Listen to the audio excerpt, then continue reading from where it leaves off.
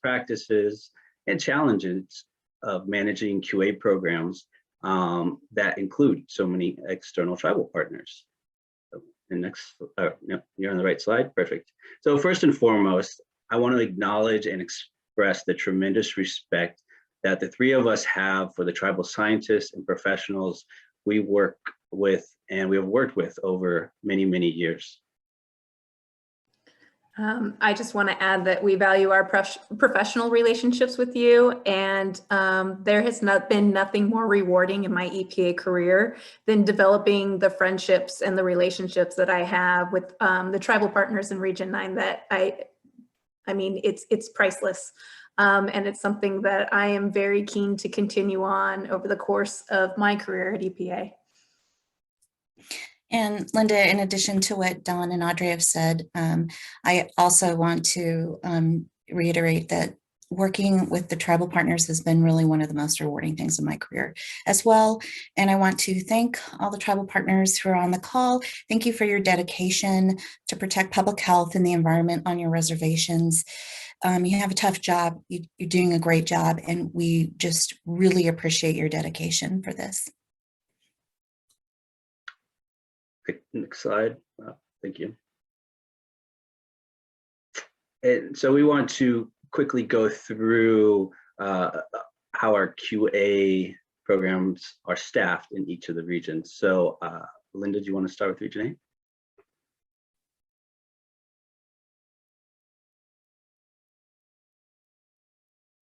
8? Linda, we still got you on mute there.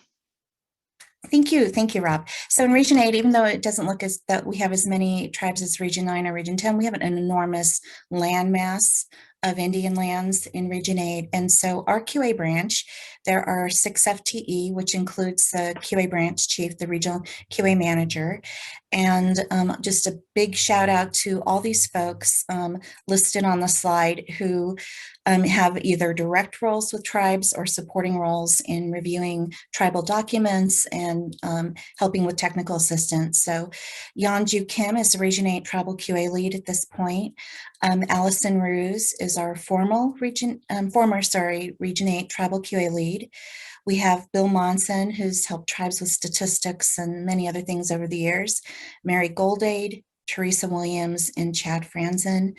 We also we consider part of our QA strategy in Region 8, we also want to just acknowledge Jason Deerdorf. He's in our Tribal Assistance branch, and he has another job title in addition to a PO. He's the QA coordinator. And we receive in Region 8 about 100 tribal CLAPs a year in non-COVID years. COVID's been a little different for all of us. And so we have a group of delegating approving officers in the media programs throughout Region 8 who also, provide technical assistance to tribes to develop their QA project plans and review and approve them to help us. So thank you, everyone. So in Region 9, we have a consolidated QA office. I have a total of 8 FTE within my office. I really lean on them we do all of the QA oversight for the entire region. We see approximately 380 documents a year. With the number of grantee partners we have. I don't have a breakdown as far as, tribal partners versus our other grantee partners, but a lot has to be said for the 8 people who get through those documents over the course of the year. The other thing is we could not do our jobs unless we had really good working relationships with our media program officers. All of the project officers are very diligent in making sure that QA policies are upheld in all of their grants. And I'll talk a little bit more about that later, but really, we could not make this work and do the work that we do each year to not only support, the environmental program objectives of our tribal partners, that really, focuses on kind of their cultural needs within their reservations without, the partnership that's listed here. So thank you to all of you. So in Region 10, we're a little different. We don't have a QA branch, but there is a QA team that is embedded within a branch called the Environmental Characterization Branch. And that is in our region's Laboratory Services and Applied Science Division. And there are really two main facets of this program. Like I mentioned, the QA team, that includes myself, the Quality Assurance Manager, and there are 4 QA chemists. Megan Dunn, Karin Feddersen, Don Matheny, and Raymond Wu. And the 4 of them really, along with me, we're responsible for the majority of QA for the region. We conduct most of the QAP reviews across all programs. So not only the tribal program, but also all the media programs. We conduct audits and we do scientific data review also across many programs. The other facet is we do have 4 strategic quality assurance coordinators, but as it relates to the tribal program, there's really 2 that work with tribes, and that is Chris Hall, who is our air monitoring QA coordinator, and Ben Cope, who is our surface water modeler. I will also point out we have a lab in Region 10, Manchester Environmental Laboratory, and there's a QA manager at that laboratory, Dana Walker, who also assists at times with tribal projects. Okay, and we just wanted to show kind of a map of not only our regions, but across the nation, but the Indian lands that are that we serve.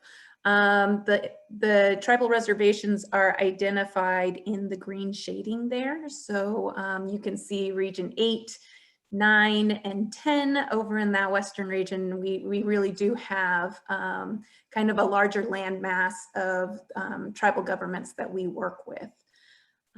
If you want to move on to the next slide.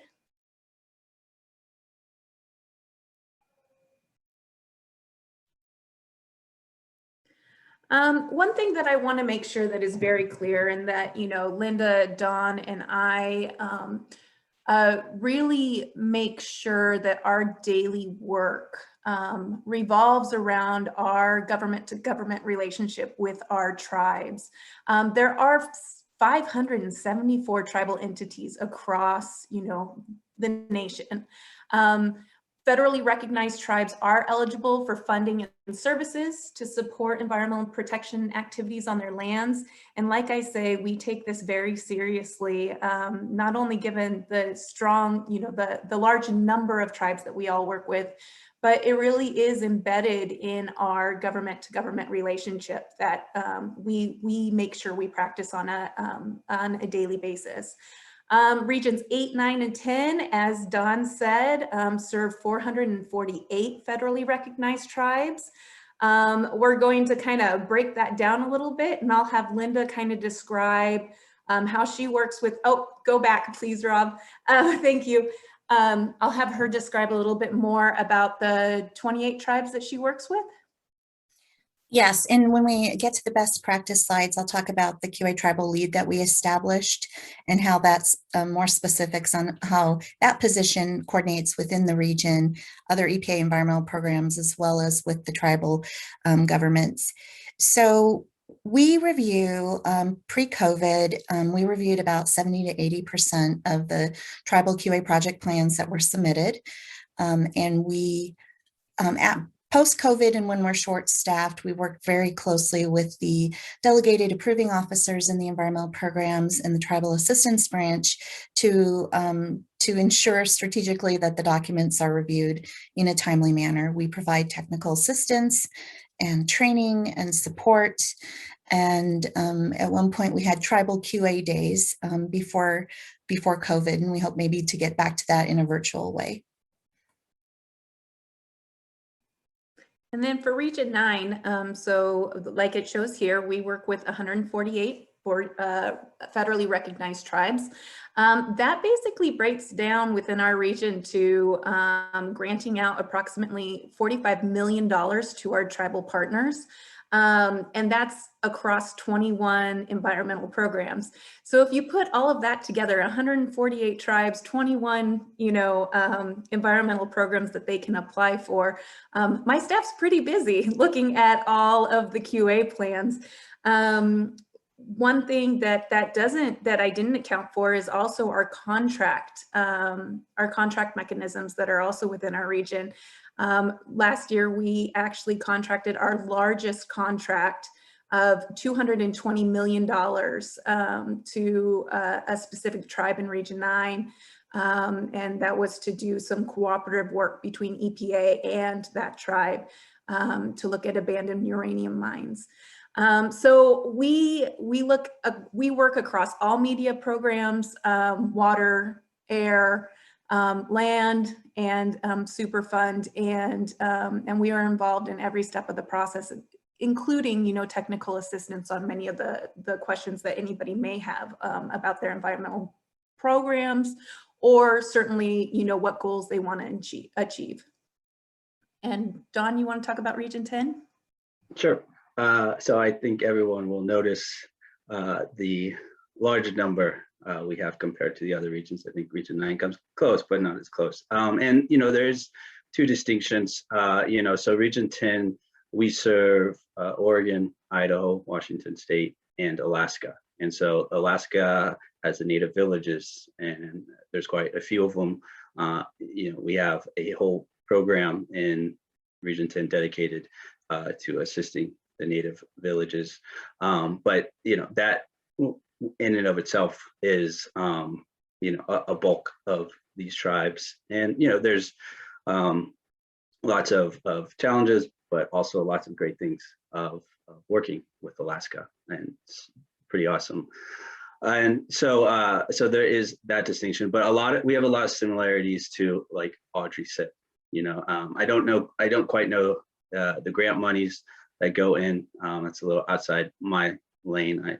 I'm typically into the QA lane, and so, but it's quite a bit. And one thing that we do, and I think this might be discussed later, but we have performance partnership grants where that means is that a lot of the different programs will be funded under one big grant, which is a challenge and also an efficiency.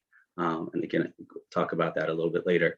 But it's good just to have that context because some of the bigger tribes in the region work under that. And the only other thing I'll point out is that we also work with consortia. There's one big one in Washington State, the Northwest Indian Fisheries Commission, and in Washington, or in Region 10, they're a delegated entity and the only one in our region. So they can review and approve their own QAPs. They have their own QMP, a fantastic program, and a lot of grants go through them. And so it's a little bit of a distinction from some of how the other tribes work or consortia, but it is kind of good to understand that background and context. Okay, excellent. So the agency wants to and does have the tribal consultation effort to make sure that our government-to-government relationship respects tribal treaty rights. The particular office at headquarters that upholds and provides oversight for our agency's work with our tribal nations is the Office of International and Tribal Affairs. And they are making sure that, we as regional workers and obviously throughout the agency place special emphasis on helping our tribes administer their own environmental programs. Many of you in the audience may be very aware of the General Assistance Program, the GAP program that really does kind of upstart a tribal environmental program within a tribal government. And from there, you know, really for the, like I said, 21 environmental programs that we have at EPA, we kind of use that as the building block and the foundation to branch out into the other media divisions. You know, we work very closely with OIDA to ensure that our policies, our consultation efforts, and our coordination with our tribal partners are followed and adhered to. And I think that, you know, through the various best management practices that we'll be sharing with you, I think one way that we make sure that we are constantly having that kind of consultation effort or building that relationship with our tribes is through our regional tribal operation committee meetings. And we'll be talking about that soon. And so next slide, please. Linda, you want to take this one? Yes, I do. So what we're talking about today with you all is specifically the grant management and the QA project plans that are required under the grant regulation, which is 2 CFR 1500-12 for quality assurance. And so, you know, as many of you know, when EPA gives money through grants or through contracts or through interagency agreements for the generation of environmental information, the collection of environmental samples, et cetera, that a QA project plan is required to be developed by the grantee, not just the tribal grantee, any grantee, for that media project and submitted for EPA approval.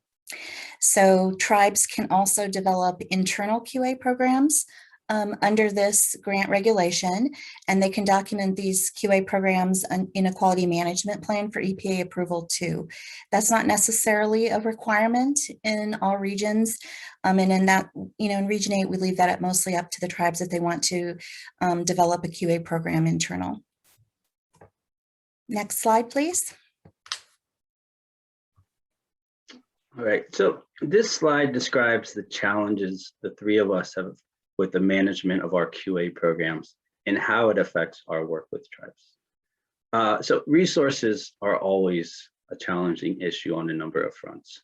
But as we described a few slides earlier, we all manage a small number of staff overseeing a really large program. Therefore, there are issues. You know, attempting to provide technical assistance to tribe in need of QAP development is a challenge for all of us.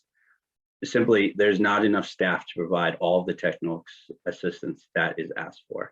We get a lot of requests and we wish we could help everyone, but it's challenging to balance the needs of not only tribes, but also the other programs.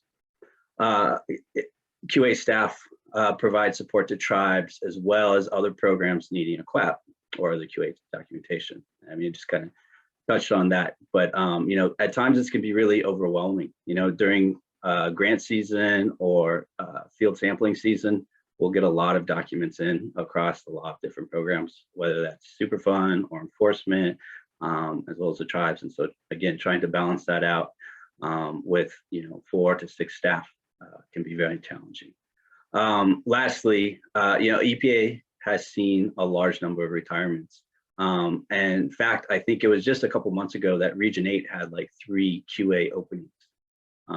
And so she was trying to run the program as well as fill those openings.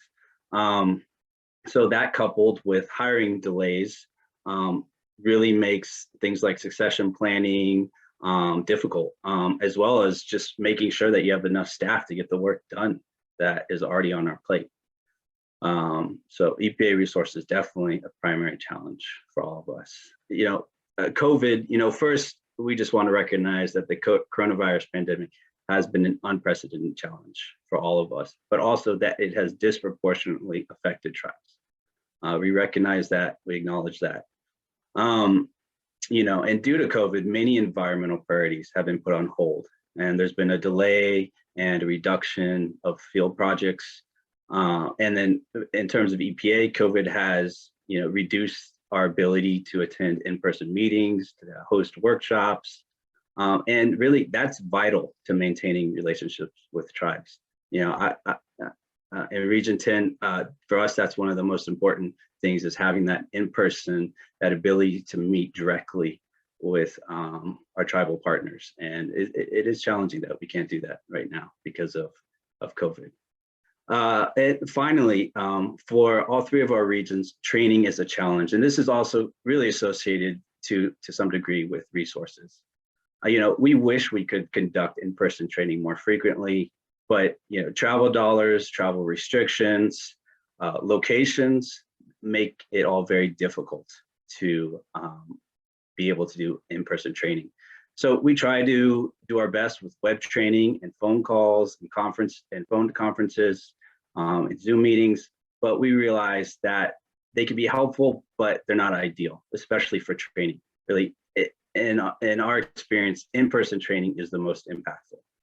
And again, staffing changes for both the tribes and for EPA it does affect our ability to train. When people retire, we lose that expertise, whether it's at EPA or with the tribes. A tribe has had an environmental coordinator for 20 years and they move on or leave, that's a big opening, and that requires training. And with limited staff, again, that can make this in-person training very, very difficult.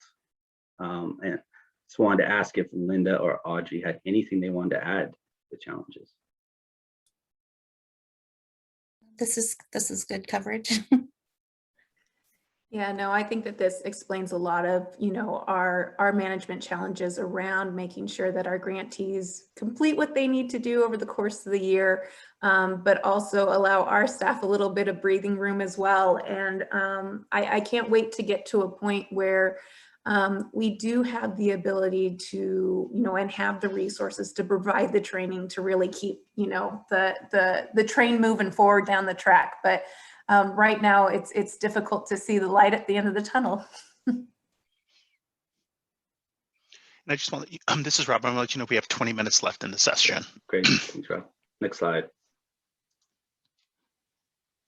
Okay, so there were some general, when Linda, Dawn, and I were talking about this presentation, we recognized that there were some general best practices that we all utilized over the course of our work during the year.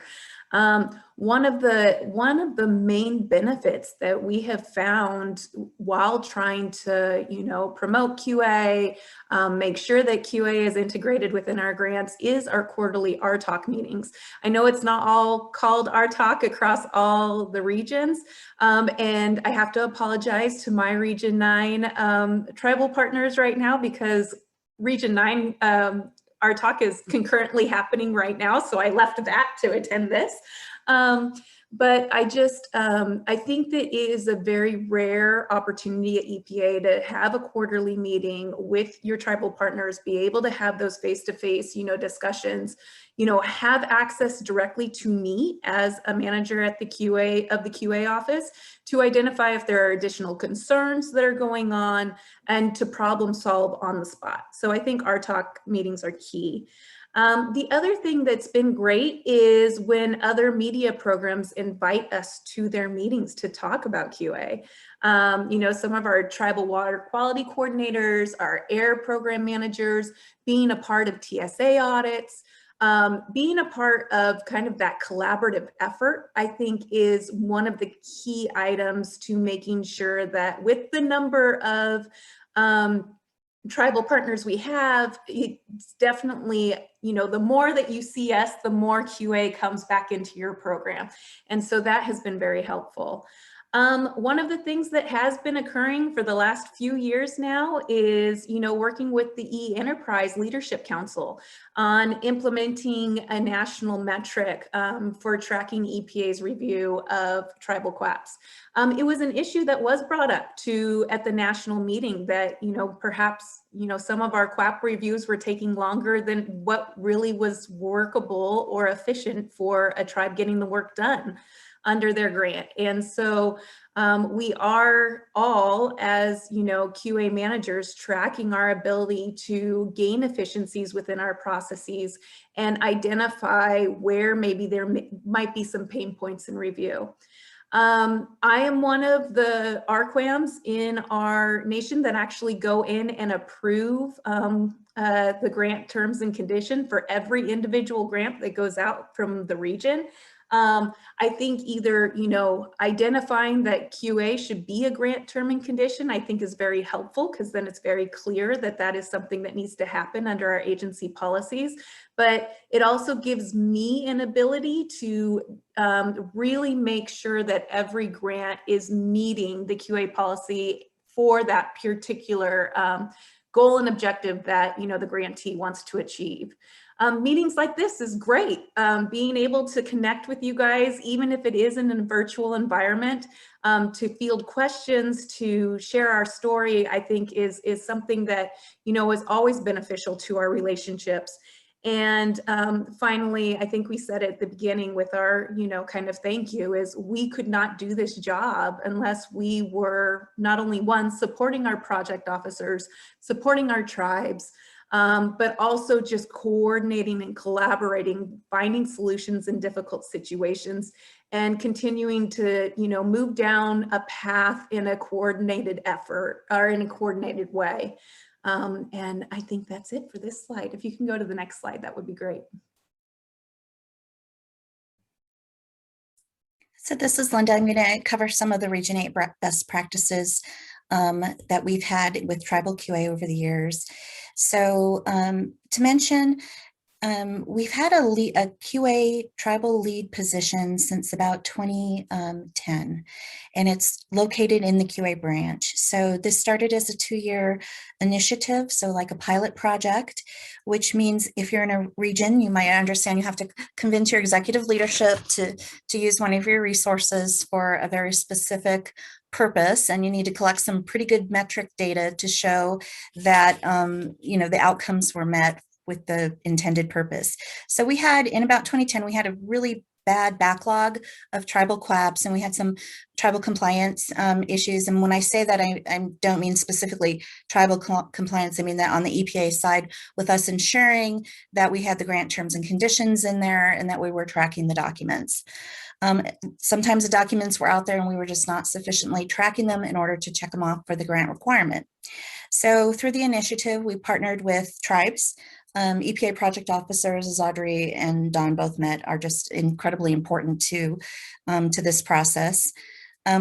We partnered with our tribal assistance program, which is now a branch after the realignment. And we also partnered with our grant specialists, because the grant specialists, as you all know, are the ones responsible for putting in the terms and conditions. So we focused, for 2 years, we focused on training, a lot of the training that Don mentioned, one-on-one technical assistance. I mentioned tribal QA days, and I can talk a little bit more about that, or y'all can contact me directly if you're interested. So in 2 years, what we saw was a 76% increase in the tribal QAP backlog compliance. So that got people's attention, and the group ended up getting a pretty fancy award for that. And that solidified the value of the position in the region, to have a QA tribal lead position in the QA branch. So what does that mean? It meant that the metric, as I mentioned, supported the effort. It meant that tribal leadership through the RTOC meetings and in discussions with EPA Region 8's executive leadership also supported the position and the value of the position for the tribes. And internally, it meant that the environmental programs like the water program, the air program, supported the need for the position. And so this position, we've had 3 folks in it. We had one retire, Tom Brooks, Allison Ruse, who went on to be the tribal solid waste coordinator. So still a friend of QA, and Yanju Kim is our current QA lead position. We've mentioned close coordination with Tribal Assistance Branch, and we even have a Tribal Assistance Branch QA coordinator who works directly with us when we're planning on who's going to be reviewing which QA documents. The other thing I want to briefly talk about, because I know we don't have that much time, but we used it's an information kind of data document management system that's free, and it's ombmax.gov, and we developed a page for this for tribes to upload QAPs, revisions, and for EPA to upload our comments. and approved documents, and there's even a tribes helping tribes section in there for tribes to share SOPs, etc. And so I want to talk just a couple more sentences about this, that this is the Office of Management and Budget. This is a free government-wide suite of tools and services that are used to facilitate cross-government collaboration. So the budget component here is the grants. The grant management and the QAPs are part of the grant regulations. So I can put the website into the chat box for those who might be interested in looking at this. We developed just a page for our tribes, and it's been super helpful for our metrics to determine when EPA receives a QAP, because it gets uploaded and you can set something that all the people who need to get an email from max.gov will get an email letting us know that the document has been received by the tribe and we can start reviewing it. We've used it as a library too for QAPs and templates, etc. So that's been a best practice for us. And of course, a centralized QA program. And I'll let Don and Audrey talk more about that as well. So next slide, please. These are our tribes in Region 8. Next slide, please. Okay, so, oops, well, back one, I think. Back two. Sorry about that. That's okay. 1 second. I was going to put myself off mute, just let you also know we have about 10 minutes left. Perfect. So I already talked about the importance of RTOC in Region 9 especially. I do want to point out that we have 3 specific work groups within our regional RTOC, one being an R9 QA work group in which I am a EPA lead, and then I also have a tribal co-lead. We are reviving that this year. So we have developed a mission statement. We've identified issues that the tribes want us to work on.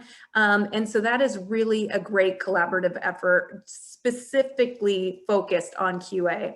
We also have the Tribal Science Work Group, which is also kind of starting. I think this RTOC is their inaugural kind of meeting. And a lot of that interfaces with quality assurance. And so we have one-on-one time often, or we plan to, under the Tribal Science Work Group. And then internally to the agency, to Region 9, we actually have a RIPC meetings, in which all the media divisions get together, and there's one representative from every media group that kind of talks about, prepares for our talk, talks about, issues of concern, issues of, needing efficiencies, some sort of program, program questions, that kind of stuff, where we all meet on a monthly basis and discuss any of those items. I've talked about the coordination of media program project officers. We work one-on-one with them.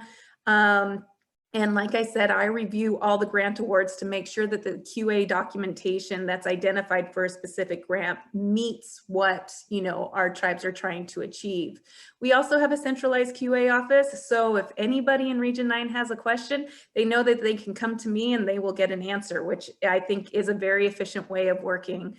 And then finally, when we have the ability to, and if we are asked individually by any of our grantees, my office staff will take the time to schedule a meeting and actually scope out the work that, our grantees are trying to achieve, and, then help them kind of identify the path forward on what's the proper QA documentation and how to set that up. Share tools, advice, technical assistance, work with the Region 9 lab on, how sample collection will be occurring. So those scoping meetings are invaluable. And, if I had more people and we would be able to do it, that individualized one-on-one training more often. So that has definitely been a help when we've been able to do that. And I'll let Don talk about Region 10. Okay. Thanks, Audrey. So we have 3 specific best practices that I want to point out. The first is that with the Region 10 tribal program, the QA program developed a tribal QAP website that can easily be found. The link's here, and I think you'll get the slides, but if you go into Google and search for EPA tribal QA, it'll pop up. And on this side, it explains the importance of QAPs, how to write a QAP, including all the required elements, QAP templates, and links to other resources like Citizen Science QA Handbook, things like that, as well as a description of our process for reviewing and approving tribal QAPs, just so that we're transparent and everyone understands and we're on the same page on that. Second, so Region 10 used to have a tool to track our QA documents and our QA work, but that was removed a while ago when IT was consolidated. And so for a while, we didn't have any way to track the work we're doing. But recently, we created what I like to affectionately call the QAP tracker. And essentially, it tracks the QAPs that move through our review and approval process. And it accounts for things like timeframes, and it's a spreadsheet-based database. And so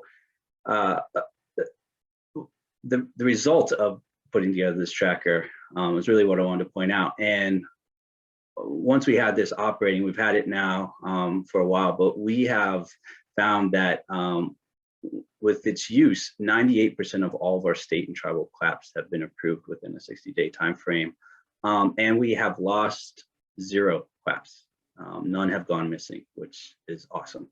And lastly, this is exactly the same that my colleagues have stated before, but we too have a centralized QA program, which is definitely a best practice. Just as Audrey stated, you know, it's great that there's one person to contact when you have a question about QA, and it helps when we're working from one program to the next. So like the other 2 regions here, we have a great relationship with our Tribal Trust and Assistance branch. And part of that relationship is so easy is because it's 2 direct programs that can talk directly to one another, and we can gain efficiencies through each other.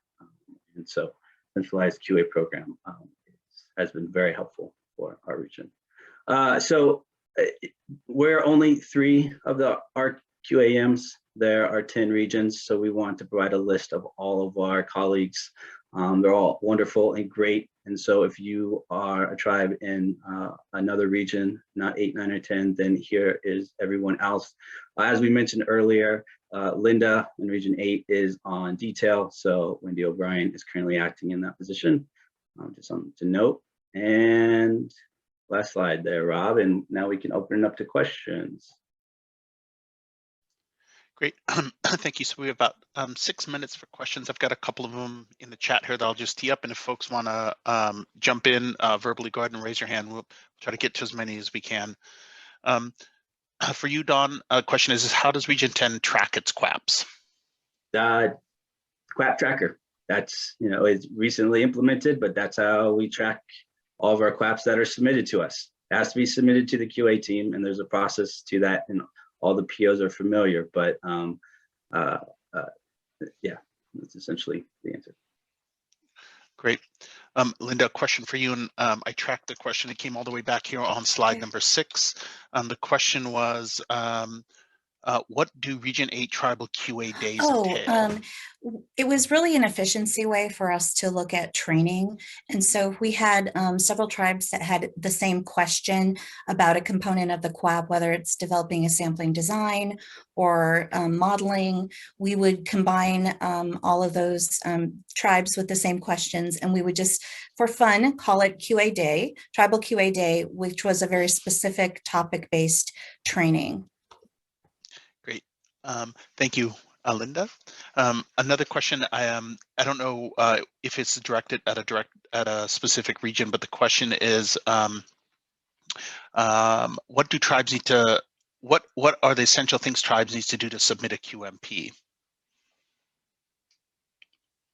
We would suggest that that list of contacts for your regional QA managers, that you contact your regional QA manager and your tribal project officer to discuss that. And those individuals can walk you through the process for that region. Dawn and Audrey, anything else to add to that? No, I think that's great, is contact your RQAM. Great. All right, we have time for one more question. I don't know who to direct this to. I'll ask the question.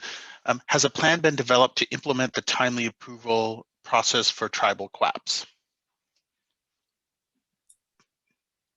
So I'll take that one. So there isn't a formal plan, but there is a measure by which we are all trying within our regions to approve, well, review and approve state and tribal QAPs within 60 days. And that is only, the clock is only counting when it is in EPA's hands.